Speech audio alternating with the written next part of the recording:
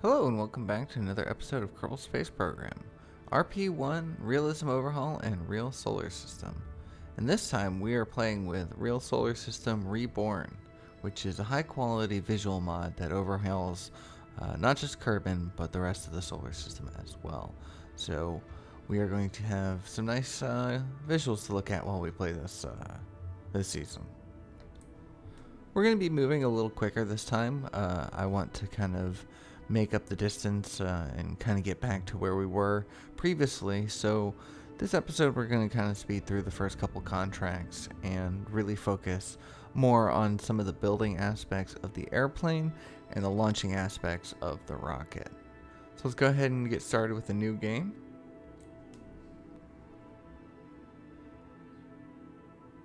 And we are going to go ahead and name this the Atomic Space Agency, because I kind of like the idea of the atomic age. We're also going to go and find the retro-looking KSP icon, which can be found here near towards the bottom. Kind of like that. We're going to keep all of our options pretty much the same. I did go and look through any of them, but I didn't end up changing any of them. So we're just going to go ahead and jump right into starting a new game. So as always, we started in January 1st, 1951. We have this little guide to get us started, but we're going to go ahead and just kind of close this and do this on our own, just kind of naturally. So first things first, we're going to want to, after checking out all the buildings, we're going to want to go to the administration building so we can start our program. We are going to take this early rocket development because that is the very simple, reach the Kármán line, return a piece of a rocket, and go downrange 3,000 and 4,500 kilometers. But we're also going to take the X-plane. In the last time that we did RP-1, we waited until we finished the first two contracts to start, or the first two programs to start the X-plane, and that gave us a real big boost forward in the program. We had access to lighter weight materials and better quality engines. So this time we're going to have a little bit more of a struggle with that. We're going to be making our planes out of heavy steel in the beginning, and so they're not going to be able to fly as fast or as high or as far, and we're going to have to really work to make sure that we maintain our flight. We're not able to do this at any other speed except for normal because we took fast for the suborbital, but I think fast is going to be a good speed for the suborbital trajectory. I see now in hindsight that what I should have done was done the first contract or the first two contracts of early rocket development, and that would have given us a little bit more confidence, and we might have been able to take the X-planes at a fast speed, but unfortunately I did not think of that at the time. So just a thought for next time. If you're trying to do the X-planes at a fast speed and the suborbital rocket at a fast speed, it might be worth it to take a second and build up some confidence first. Anyways, I'm here in the research and development, and we're just kind of looking at all the options that we have. But I know that I want to focus my points on supersonic plane development and early rocketry. So those are going to be the two tabs that we unlock. I want to unlock plane development because that's going to be necessary in order to complete the first plane contract. We're going to need to be able to unlock the X-1 cockpit, and so we want to get working on that immediately, as well as get better engines for our sounding rockets. Now it's time to hop into mission control and grab ourselves some missions. So we're just going to grab the suborbital research, which is to our first launch and to break the Kármán line. The Kármán line in real solar system is 100 kilometers. We're going to wait on this X-plane research contract because we want to be able to unlock the parts to complete it before we bother grabbing it, because I know as it stands currently we're not going to be able to complete that. So now we've finished up all those things that it wanted us to do, except for hiring our engineers, but we're going to do that after we create our first launch complex. So I went ahead and skipped forward in the build design process. I'm going to do build a little differently. In the previous series, I would just kind of do a time lapse from start to finish for the entire process. But here, I think I'm just going to focus on the important parts. This here should be very familiar if you follow the Wikipedia, if you've seen my series before. This little stack of pieces is how you start building your first sounding rocket. But the difference here, and I'm going to be doing something a little different in this series, is I'm using 400 millimeter diameter fuel tank. And typically, in the previous series in the Wikipedia, they always recommend 300 millimeter. But you end up with a taller, thinner rocket. When you choose the 400 millimeter, you have more volume in it to hold the fuel, so you don't need to have it as tall. So now I have this tiny little bullet that we're going to launch, and hopefully will perform just as well as if it had 300 millimeters. The reason we chose 400 millimeters is because of the X-Plane program that we're going to be doing. We're going to want to have 400 millimeter tank sizes. We're going to want to have those tooled because we can use the same parts that are tooled here in the VAB over in the spaceplane hangar as well. And so we're going to use 400 millimeter tanks for our X-Plane fuels. So this will just kind of be the most efficient usage of our tank sizes. So we're going to go ahead and name this the SR1. Very creatively speaking, it is the sounding rocket one. So I should get better at naming these things, I think. We'll work on it. So here, we just painted it white. Nothing too fancy. And we're going to go ahead and start testing this.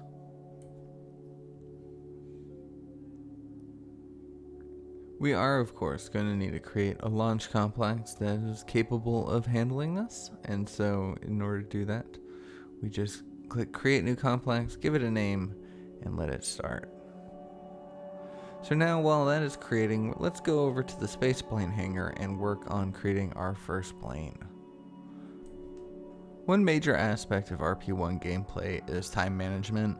And it's always good to have something cooking at all times and always be working on something.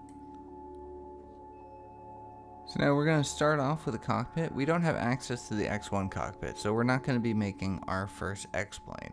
Instead, we're just going to build just a regular plane, a propeller-based engine, just something for a Kerbal to fly around and get their air legs, if you will. So we first grab this engine. It's nice. It seems to fit the profile. It's small. I didn't really pay attention to its stats, and so it's not a very powerful engine. When we end up testing, it ends up not really performing as well as we would like it to. So we will eventually switch this engine out for something else. But here we put a small little fuel tank, and then slap a little tail on it, and then put some tail fins, get those lined up to this. We're going to size them and shape them while they're stuck on the fuel tank, and then we're going to use the move tool to kind of put them in place, because trying to attach them to that tail fin puts them at an angle, and it's hard to kind of get them into the right shape at that point.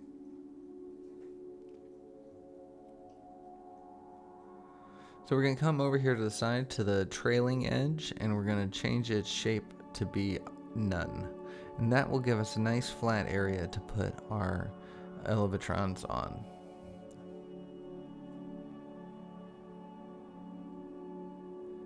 And we just kind of copied and pasted that shape, and we're going to attach it to the top as a tail fin.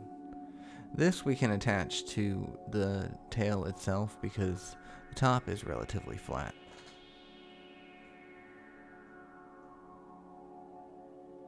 And we're going to just size it down a little bit. We don't need anything too big for the tail fin.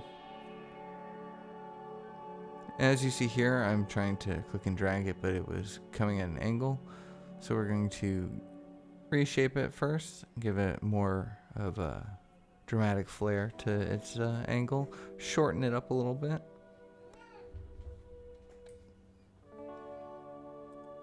And then once we have it the right shape and size we want, we're going to pull it and put it to the back. And now that we have those in place, we're going to work on getting their control surfaces.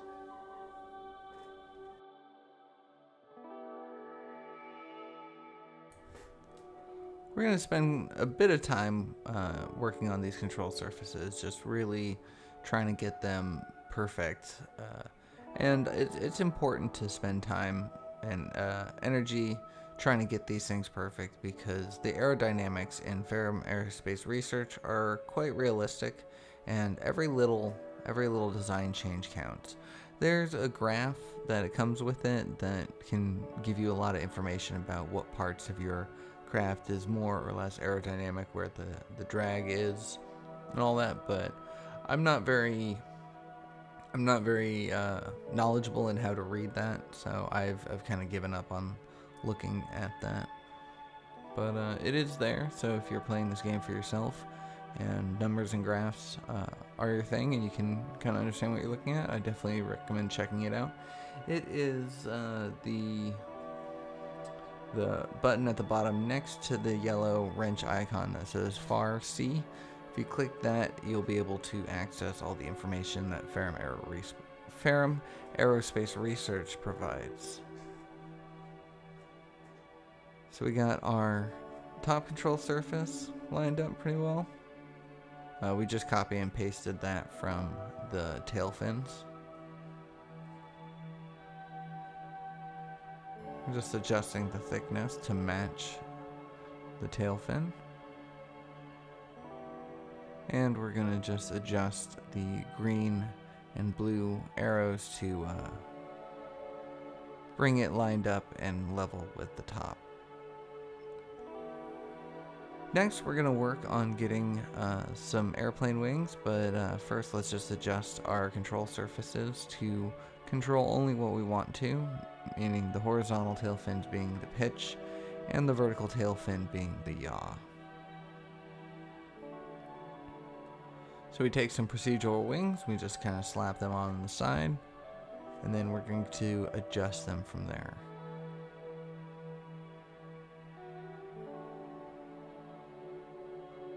I don't really know what kind of plane design I'm going for. I'm not really intentionally following any real life plane. You know, if it's starting to look like something, that's cool, but I wasn't, being like, oh, I want this to look like, Cessna, or I'm not very knowledgeable in plane history, so please forgive me on that. But the point is I'm just kind of eyeballing these wings and just kind of trying to figure out what will work best based on prior, testing and trial and error.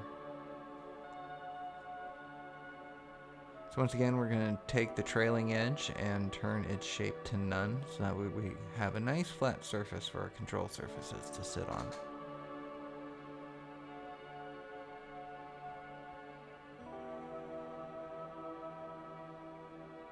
Alright, that's looking good, looking like a set of wings. It is a little funky right there in its thickness, so we're going to go ahead and adjust that out a little bit. Try to even it up. That makes sense. Alright, so time for the control surfaces. What I like to do with this is I like to get one in place and then copy it until... and then have two copies of the same piece, and then fit them until they're exactly even, and it takes up the entirety of the wing itself. So first, let's get the thickness down.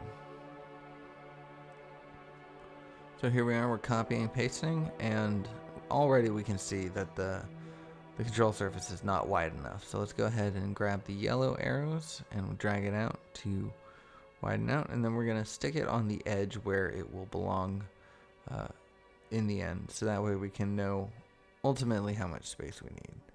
So as we paste this right here, we see that there's still a huge gap, so we're going to go ahead and widen up the thing a little more.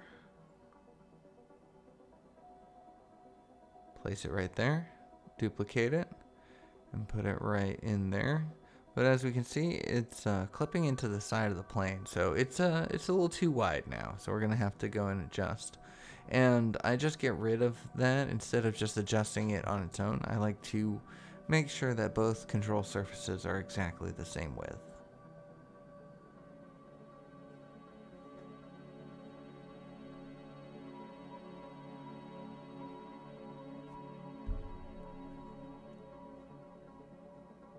And there we go.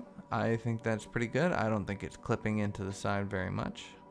So now we're going to adjust the green arrows and the blue arrows to kind of shorten that up and straighten it out to make sure everything is nice and even.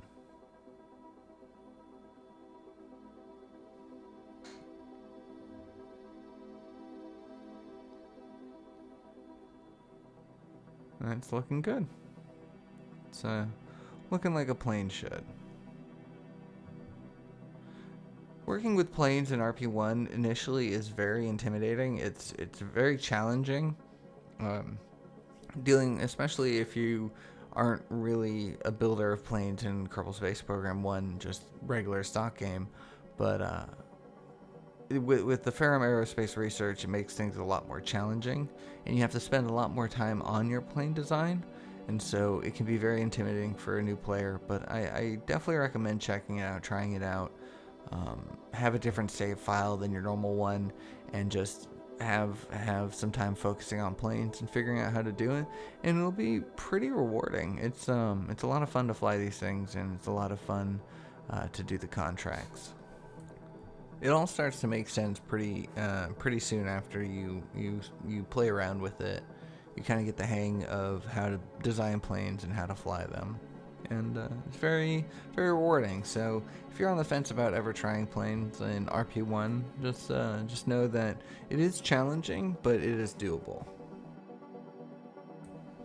Oh, I talked straight through the coloring of the plane. I went with this white and orange look. I wanted to separate from the gold brand line that we had previously been using in our RP-1 series. I wanted to try something else out, so I'm going to go with this little creamsicle color. Alright, so we get our landing gear in line. Depending on if it's the front gear is higher or lower than the rear gear will change whether it's easier for takeoff or easier for landing. We chose easier for takeoff. We're going to throw a couple parachutes on there to slow us down if need be. We don't have access to any kind of air brakes, so it's going to be our only resort. Oh, actually, no, we do have a reverse thrust on our engine. We have the ability to do that, so we're going to set that up at some point as well. But we went and did a test flight, and it was, like I mentioned before when we put the engine on, it was not a lot of power. I wasn't having a lot of control. It was very hard to lift off the ground and to kind of maintain my altitude. So I'm going to need something better.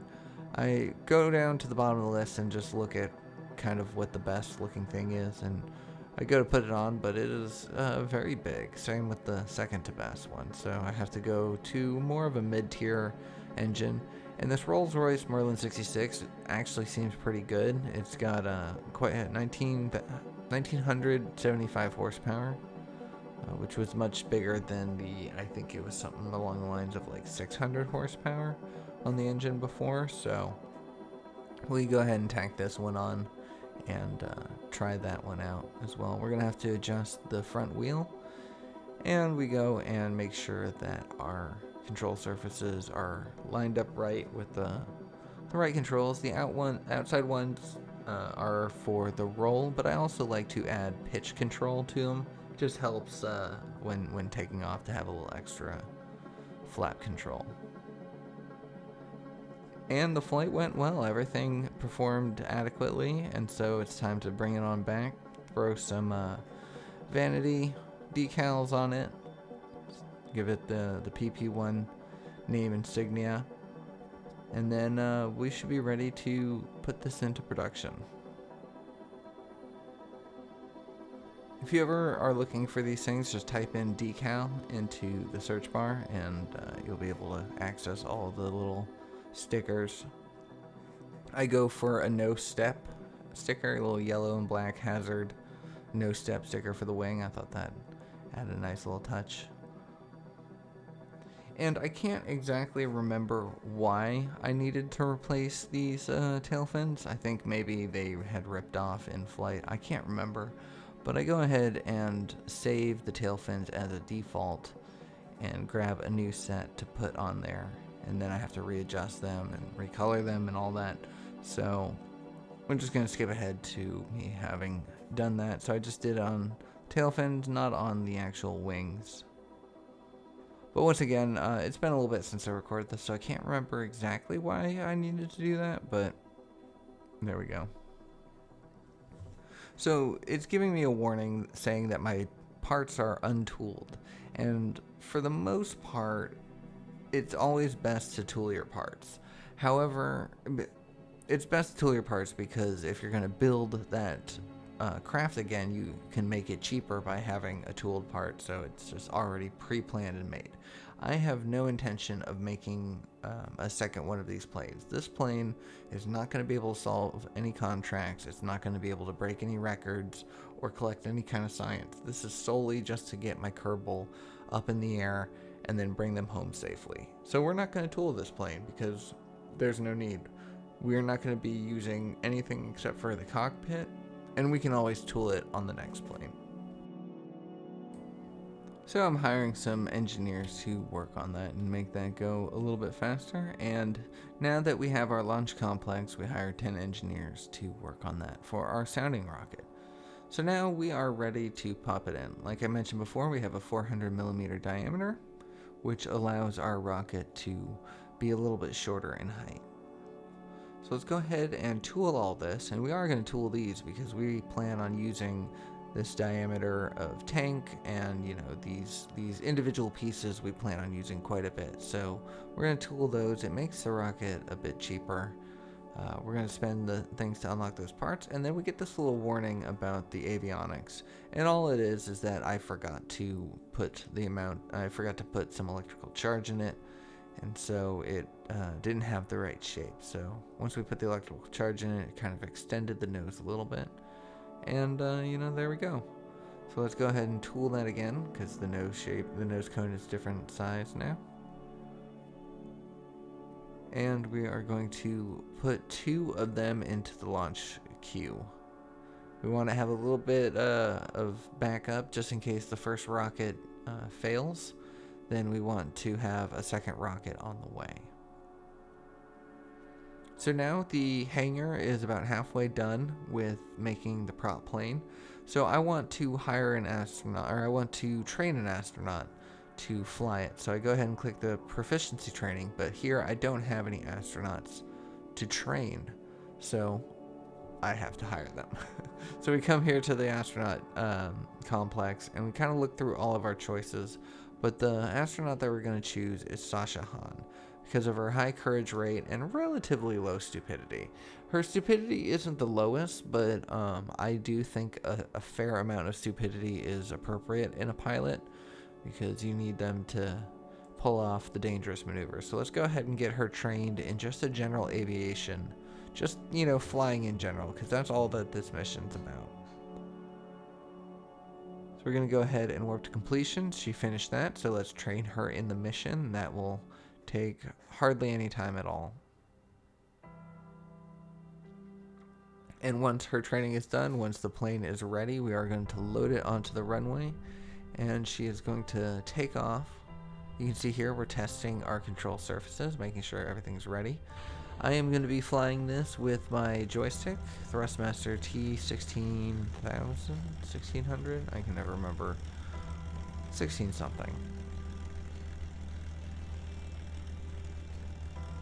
Yeah, it takes a little bit to get off the runway, and for some reason it decides to stray to the left a little bit. So we could have had a better takeoff, but luckily everything worked out fine. Nobody got hurt, so we're just gonna go with it.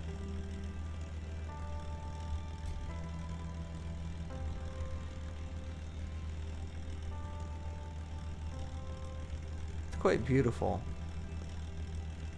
We're going to try to take off on cloudier days too, because I feel cloudier days is more interesting to look at. In RSS Reborn, you get the volumetric clouds, and so being able to break through that cloud layer is quite interesting.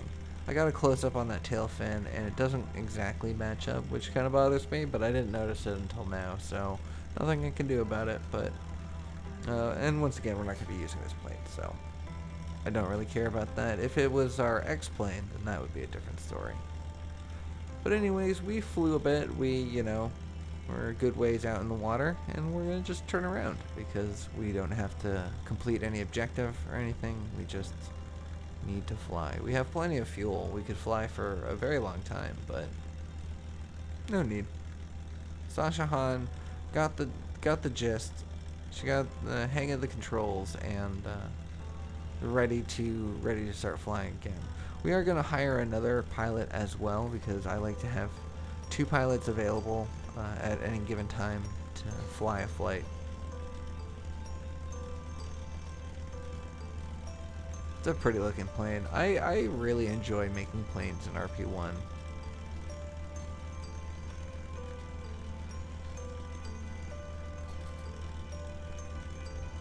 So we're just gonna skip forward ahead to our approach.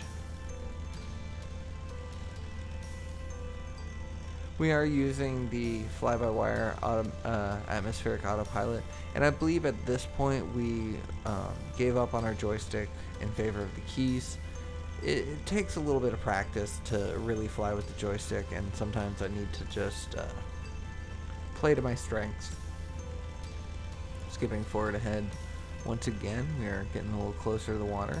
Gorgeous looking water. And we're flying low. We probably don't need to fly this low this quickly, but I like seeing the ground pass before me.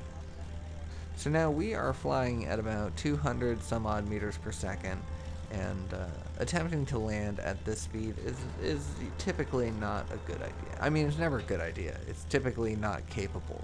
Like, if I were to try to land this, I think we could end in disaster. So I'm just going to kind of fly my way to the end of the runway, and we are going to kick our speed up one more time and turn around for another pass.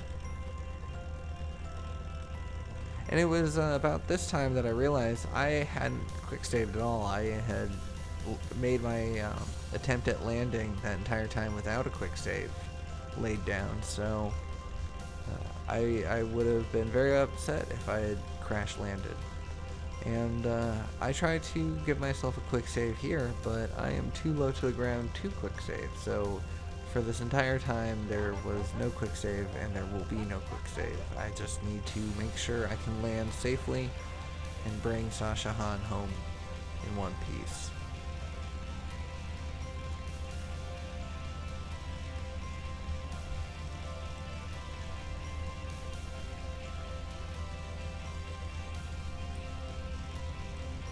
Now I'm approaching at 150 some odd meters per second, which still isn't good. So I kind of bang left and right, and I kind of shake myself around to hopefully bleed off some of that speed.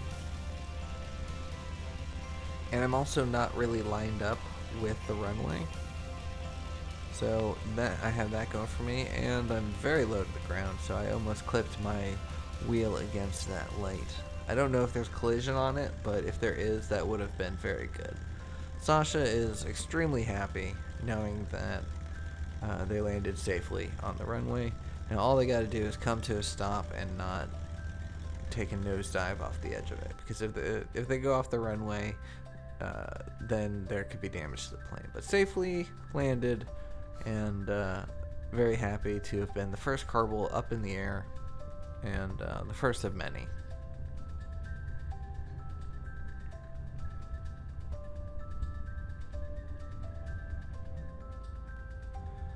Such a beautiful blue orb. Can't wait to explore it. Let's go ahead and go back to the KSC and get started on our next project. As we can see here, Sasha Han has extended their retirement date. They're going to be retiring no earlier than 1957, August 5th.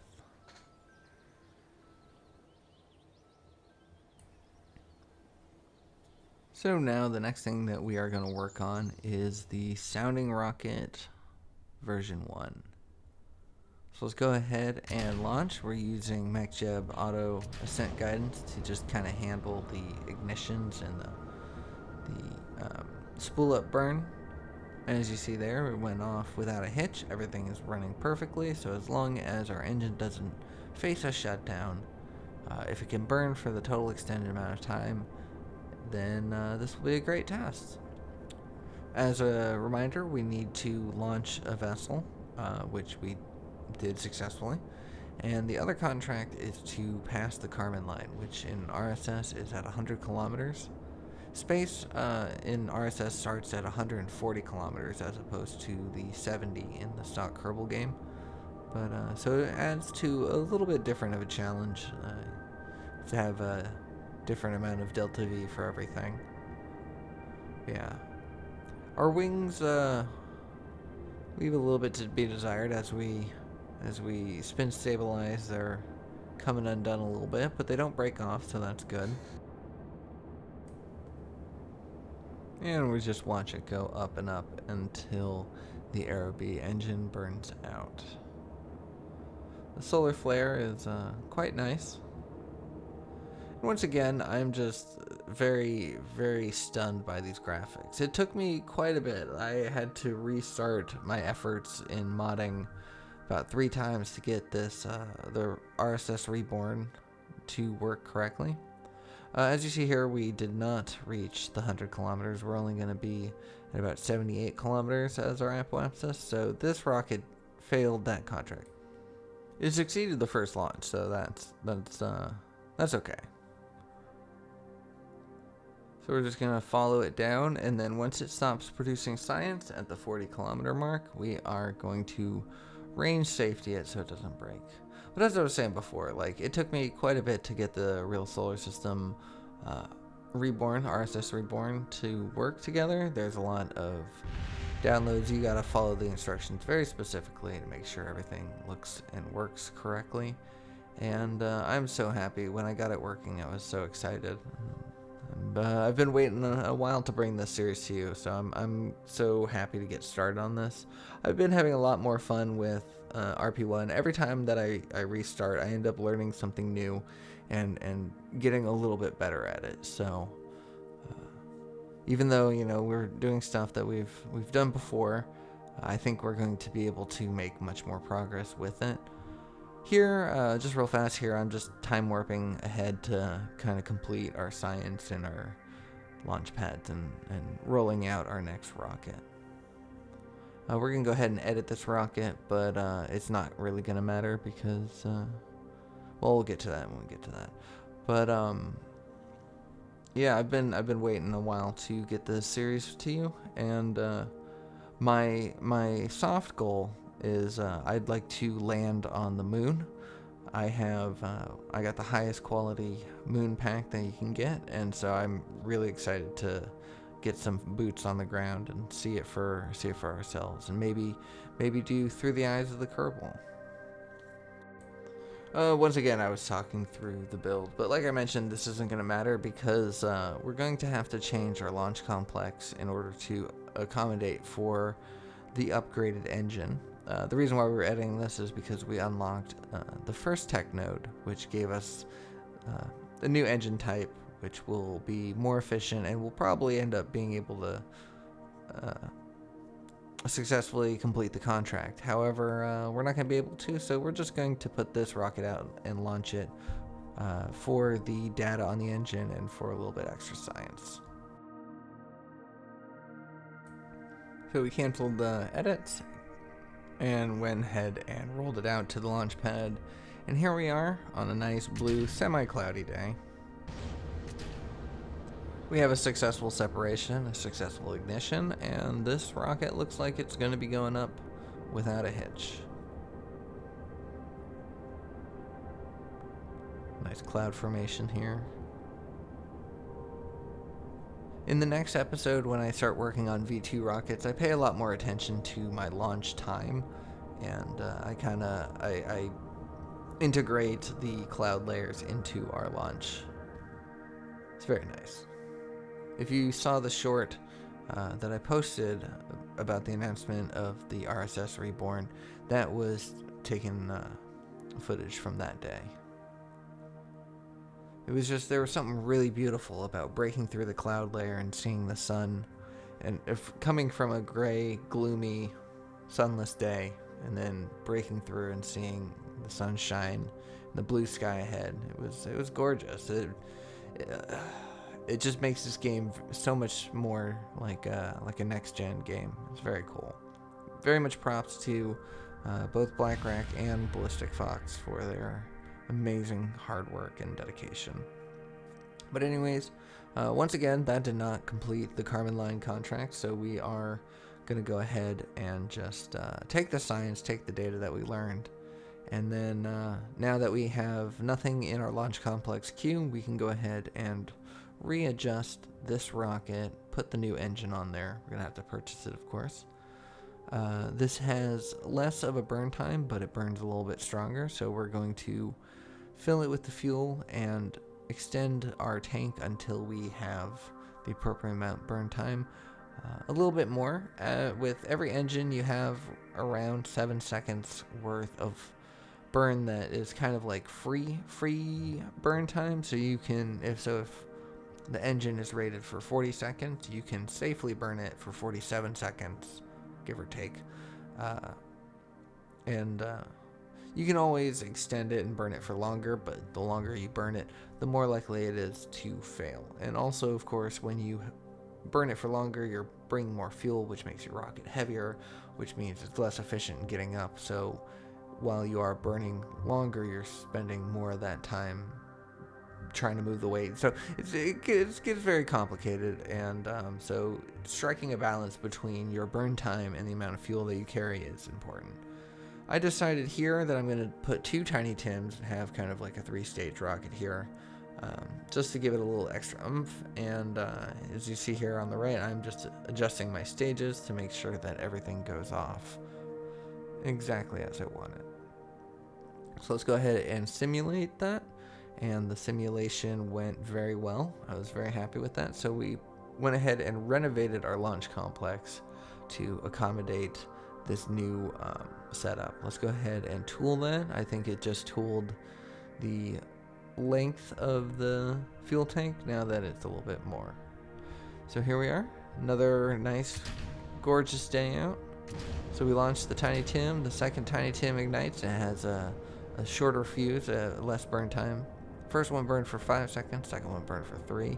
So as soon as the second one started, we also started the Aerobee engine, so that way we would make sure we wouldn't have any issues with ullage, that everything just goes smoothly. I was very happy. I was very surprised too that we didn't have any failures this whole episode. Nothing, we didn't have any vapors in the lines. We didn't have any preemptive shutdowns. Like, everything went really smoothly, and I'm not going to complain, but it was very surprising.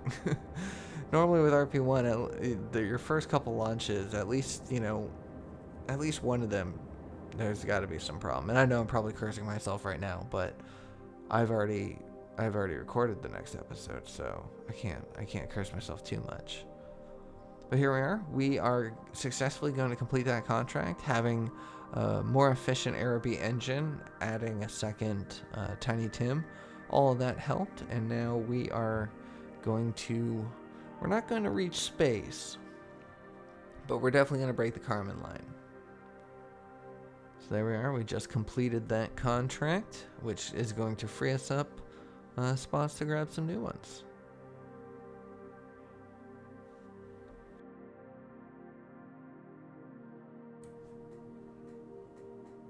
And we're just going to follow it down a little bit until it's time for it to stop doing science because it's too low in the atmosphere, and we're just going to range safety it to make sure it doesn't bombard any poor civilians home.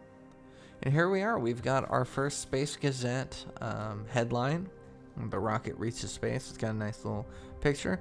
I don't know how they captured that picture, except maybe they sent a bigger, faster rocket at the same time with a photographer on board. That's my theory. So let's go ahead and clean up this debris on the launch pad. And taking a look at our engineers and researchers, we decided we're going to just spend a whole bunch of money and hire a whole bunch of researchers to get our science really cranking, really at top notch. So We want that post-war material science quickly because that's going to give us access to lighter weight materials. And lighter weight materials is going to help for both our rocket program and our X-plane program. So I have a little bit of science to spend and I'm looking around, but I think I'm going to put it directly into the supersonic flight and really start getting our X-plane program moving. But anyways, that's where I'm going to leave today's episode. I hope you enjoyed it. I hope you're looking forward for more RP-1 with RSS Reborn graphics. If you did, please consider giving me a like, drop me a comment, let me know your thoughts, and I will see y'all in the next one. Take care.